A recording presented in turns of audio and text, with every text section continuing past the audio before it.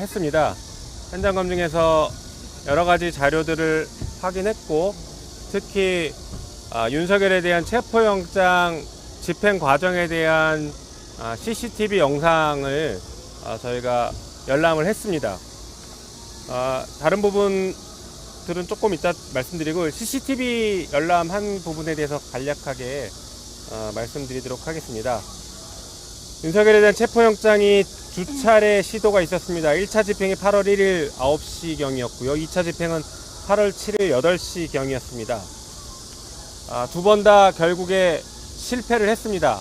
하지만 알려진 것처럼 특검 측에서 인권을 침해하거나 무리한 집행을 하지 않았고, 적법 절차에 따라서 사전에 충분히 고지하고 과정들을 다 충분히 절차들을 보장해 가면서 집행을 했으나, 윤석열과 그 변호인들의 막무가내식 거부 그리고 궤변에 따라서 사실상 실패를 했습니다.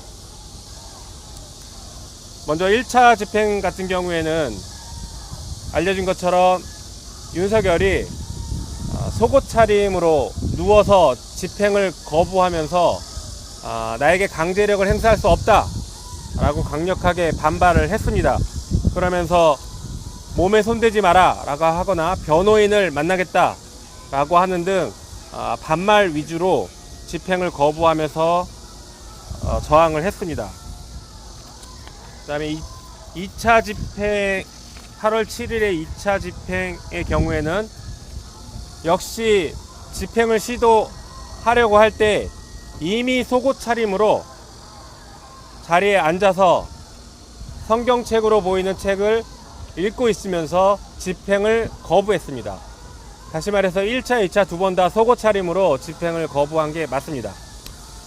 그래서 2차 집행 때 출정과장이 옷을 입고 나와라 라고 하니 계속 내가 거부하는데 어떻게 집행을 하겠냐 라는 이유로, 그런 발언으로 계속 거부를 했습니다. 그러면서 변호사를 불러달라고 해서 출정과장이 한때 대통령이셨던 분이 이렇게까지 하시냐 라고까지 얘기했는데도 불구하고 계속 거부했습니다. 그리고 출정을 위해서 나오는 과정에서 윤석열은 변호인을 만나겠다라고 계속 버텼고, 그래서 출정과장 사무실에서 변호인과 잠시 면담을 진행했습니다. 그런데 면담이 끝난 이후에도 변호인들이 퇴거하지 않고 퇴거 불응하면서 윤석열의 강제집행, 체포영장 강제집행을 계속 방해하고 궤변을 늘어놓으면서 오히려 교도관들을 협박했습니다. 교도관들에게 강제력을 행사하는 것은 위법이다 라고 하면서 법적 조치를 취하겠다라고 협박을 했습니다. 물론 윤석열 역시 같은 맥락으로 궤변을 늘어놓으면서 교도관들에게 협박, 그리고 특검 쪽에도 협박을 했습니다. 한편 2차 집행 과정에서 물리력을 행사하고 윤석열이 다쳤다라는 그런 주장은 저희가 영상을 확인해 본 바로는 거짓말이라고 판단했습니다. 윤석열에 대한 집행은 사실 윤석열이 앉아있는, 다리꼬가 앉아있던 그 의자를 밖으로 끌어당기는 정도 수준의 물리력 행사만 있었을 뿐 강제로 드러내거나 끌어내거나 하지 않았습니다. 그런데 윤석열 스스로가 갑자기 의자에서 땅바닥으로 내려앉고 주저앉아서 집행을 거부한다라는 입장만 계속 반복적으로 얘기를 했고, 결과적으로 집행 불능으로 최종 정리가 되니 혼자 스스로 일어나서 변호인 쪽에 걸어가는 모습까지 영상에 확인이 됐습니다. 그래서 이런 점들을 종합해서 고려하면 특검 측의 영장 집행 과정은 불법이 없었다라고 저희는 보여지고, 오히려 윤석열 측에서 집요하고 반복적으로 정당한 법 집행에 대해서, 공권력 행사에 대해서 방해하고 저항하는 그런 모습만 고스란히 담겨 있었다라고 저희는 평가합니다.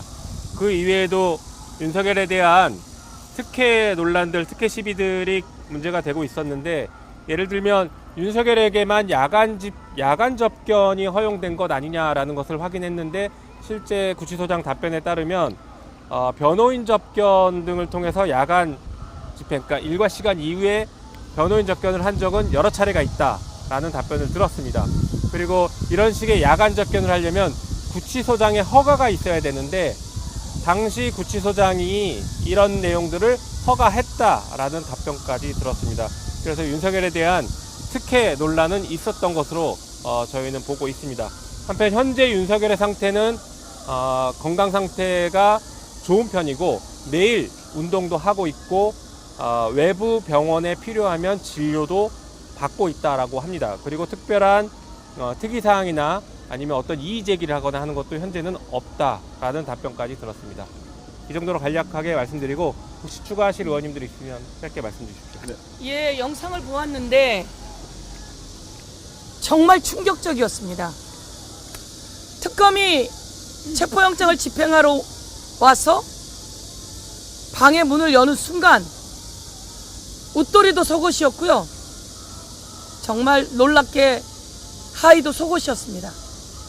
그리고 내내 거부하는 장면, 그리고 오히려 교도관이나 이런 사람들을 협박하듯이 하는 법의 지식을 가지고 공무 집행을 스스로 방해하고, 그리고 함께 그 자리에 있었던 변호사들은 그 자리가 변호사 접견 자리가 아님에도 불구하고 출정 과장이 나가달라라고 하는 요구를 계속해도 나가지 않고 버티고 체포 집행을 방해했습니다.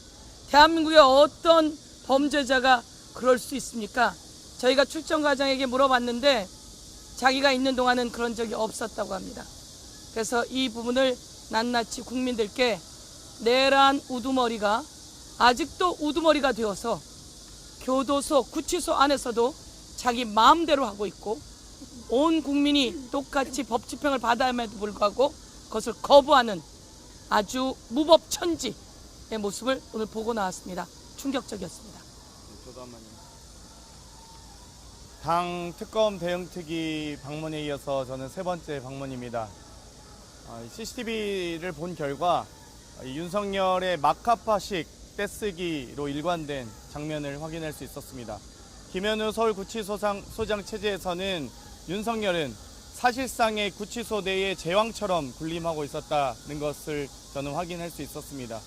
교도관의 정당한 지시 혹은 관리에도 불구하고 옷을 입어라 혹은 나와달라라는 정당한 요구, 또 영장 집행에 대한 정당한 요구에도 불구하고 아예 모르쇠로 막무가내로 방해한다든지, 심지어 이 7명의 수발 인원까지 24시간 지원을 받으면서까지 사실상 서울구치소의 제왕처럼 생활하고 있다는 점 말씀드리겠고요. 정당한 영장 집행을 방해한 변호인에 대해서도 적법하게 저희가 처리하도록 하겠습니다. 네, 한 말씀 드리겠습니다. 대한민국 국민은 체포영장에 협조해야 합니다. 그런데 윤석열 내란 수괴에 대한 체포영장 집행이 안 됨으로써 대한민국의 공권력이 무너졌습니다. 오늘 CCTV 열람을 한 결과 계속해서 반말조로 얘기하는 전직 대통령, 그리고 검사로서 저는 너무 충격을 받은 발언들, 내가 체포영장 거부하면 집행 못하는 거라는 취지의 발언은 무슨 조선시대의 왕을 보는 것 같았습니다. 그리고 1차 집행, 2차 집행하는 내내 혼자서 90% 이상을 혼자서 발언하고 있습니다. 기세등등하게 무엇이 잘못되었냐는 투로 발언을 하고 있습니다.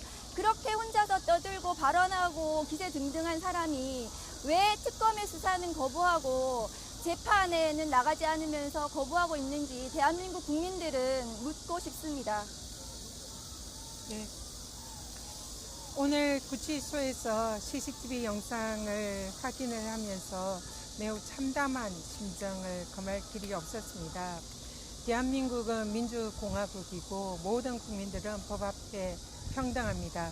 그러나 서울구치소에 있는 윤석열은 마치 제왕처럼 아직도 자신이 대통령인 양 군림하고 있는 모습을 확인을 했습니다. 윤석열 씨가 주장을 하기를 서울구치소에서, 그리고 자기가 알기는 이렇게 체포영장 집행을 강제로 하려는 것은 사상 초유의 일이고 거기에 대해서 불법이다라는 터무니없는 주장을 하였습니다.